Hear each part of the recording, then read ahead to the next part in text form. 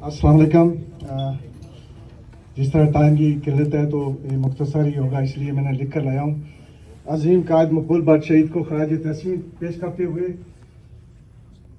मैं कहूँगा कि हमें बरसी के साथ और बरसी से ज़्यादा अपने कायद मकबूल बट शहीद के नज़रिया आज़ादी पर अमल करने की ज़रूरत है, और वो इसी सूरत में मुमकिन होगा जब हम मुतहिद और मुनज़्ज़म होंगे और कौम एक कौम बनेंगे।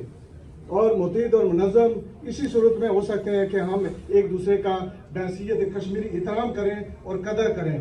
कौमों के अंदर मुख्तलिफ नज़रिए के लोग मौजूद होते हैं, ये कोई नई बात नहीं है, लेकिन इज्तिमाई मफाद के लिए हम सबको मुतहिद होकर चलने की ज़रूरत है, तब जाकर हमें कामयाबी मिलेगी। हमारे दरमियान भी कुछ खुद मुख्तारी के नज़रिए वाले हैं और कुछ हिराक पाकिस्तान या हिंदुस्तान के कायल में हैं, लेकिन राय शुमारी ये इस पर अमल करने के लिए हम सबको मुतहिद होना पड़ेगा।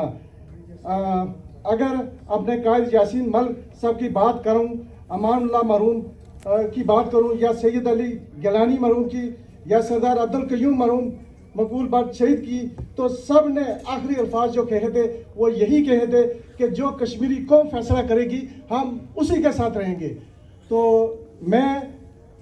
तो हमें इन तमाम के आखिरी अल्फाज पर इत्तेफाक करते हुए आपस की लड़ाइयों को ख़त्म करना होगी। दूसरा, फतवे लगाने के बजाय बर्दाश्त करना होगा, एक दूसरे के नज़रिए का एहतराम करना होगा, बगदाद के फतवों से सबक सीखना होगा। वहाँ के लोग जब मुख्तलिफ फतवों में मसरूफ़ ग्रुपों में तकसीम थे, एक ताकत नहीं थे, तो हलवा तूफान ने इससे फ़ायदा उठाते हुए सबको गाजर मूली की तरह काट दिया था। आज हमारे दरमियान जो शख्सियत मौजूद है, जनाब डॉक्टर गुलाम नबी फ़ाइज़ साहब, ये इलाके पाकिस्तान के हामी हैं, लेकिन कभी भी उन्होंने खुद मुख्तारी की मुखालफत नहीं की। और हम अपनी मौजूदा लीडरशिप से गुजारिश करते हैं कि JKLF के सदर नॉर्थ अमेरिका के सरदार इम्तियाज़ खान साहब, राजा मुजफ्फर साहब, डॉक्टर तोकीर गिलानी साहब, अजीम दत्त साहब से कि अपने कायदे मोहतरम के आखिरी अल्फाज पे अमल करते हुए मुतहिद और मुनज़्ज़म होने का रास्ता अख्तियार करें।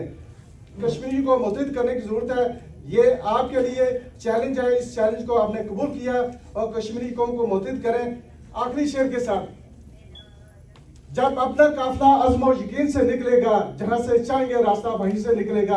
ऐ वतन की मिट्टी हमें एड़ियाँ रखने दे, हमें यकीन है कि चश्मा यहीं से निकलेगा। कश्मीर जिंदाबाद।